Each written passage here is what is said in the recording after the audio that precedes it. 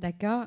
J'ai passé la parole à Monsieur Lenoir, d'une part parce que vous dites que toute politique énergétique aujourd'hui est peu ou prou contrainte de placer l'électricité au cœur, et toute politique énergétique place les États également au cœur, ou en tout cas l'État comme zone territoriale et pas forcément la collectivité locale, et doit conserver ou en tout cas maîtriser ou se servir du nucléaire pendant encore un paquet d'années.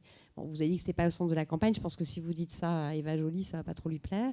Mais je pense que nos deux candidats, sinon les plus appréciés, du moins les plus crédibles, se sont un peu positionnés sur ce sujet-là.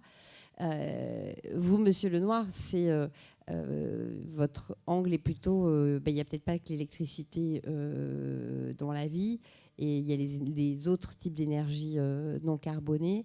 Quelle place, quel usage, et pourquoi, et comment? C'est peut-être pour ça qu'il faut changer de cap. En 4 minutes. En 4 minutes, je dirais ce que je peux. D'abord, nous parlons d'énergie. L'énergie n'est ni un produit ni un service comme les autres. L'énergie, c'est un constituant originel de l'univers, et l'énergie est le constituant de toute matière et est indispensable à toute vie. Donc, tout ce qui touche à l'énergie touche à notre vie. Et il faut le prendre tel quel. Donc les règles de concurrence et autres nous ont menés à un résultat actuel qui est assez catastrophique pour la planète, pour bien des sociétés de la planète. En France, nous sommes relativement protégés. Et nous devons aborder cette transition énergétique. Pour l'aborder, il faut bien voir qu'il existe deux formes d'énergie. Jusqu'à la Renaissance, l'ensemble des êtres vivants, et végétaux ou animaux ou humains, profitaient des flux d'énergie venus du Soleil et secondairement de la Terre. Ces flux d'énergie sont considérables puisque le Soleil envoie sur la surface de notre territoire métropolitain environ 260 milliards de tonnes d'équivalent pétrole par an, et ce qui représente plus de 200 fois notre consommation d'énergie primaire. Le problème, c'est évidemment qu'il s'agit d'énergie peu dense, répartie sur l'ensemble du territoire.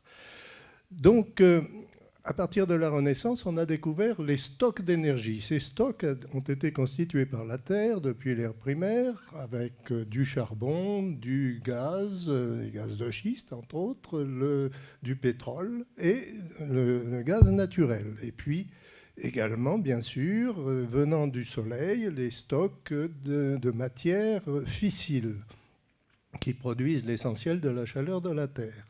Et découvrant ces stocks, les hommes les ont consommés de plus en plus vite. Le résultat a été pollution, territoire de plus en plus dégradé et finalement prise de conscience de changement climatique. Donc il s'agit maintenant de passer de cette consommation des stocks à l'utilisation des flux.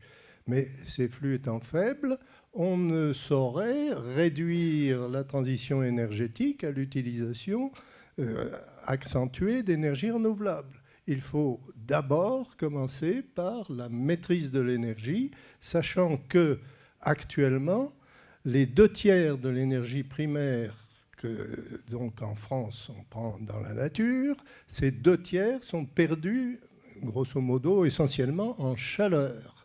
Donc ces pertes en chaleur sont dues effectivement, premièrement, à la production thermique d'électricité, et ensuite au mauvais rendement énergétique de l'ensemble des matériels, systèmes, machines, etc. Il s'agit de revenir à une consommation, un usage plus responsable de l'énergie fournie par la planète et à la captation maximale d'énergie renouvelable. Pour cela, on voit bien que les usages de l'énergie, c'est chacun, sur chaque parcelle, dans chaque bâtiment, sur l'ensemble du territoire, chaque collectivité avec ses responsabilités, chaque entreprise, etc. Donc, il s'agit de faire de l'énergie, ou de la politique de l'énergie, l'une des politiques horizontales qui touche toutes les politiques de chacun chez lui, de chaque collectivité chez elle, et donc d'organiser l'énergie, la politique de l'énergie sur l'ensemble du territoire.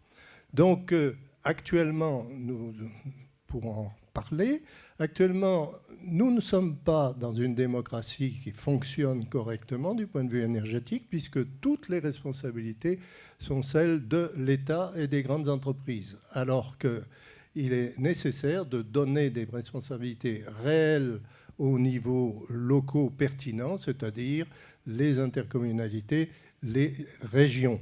Et pour cela, il s'agit en premier lieu de les rendre totalement responsables de la gestion de leur réseau de distribution.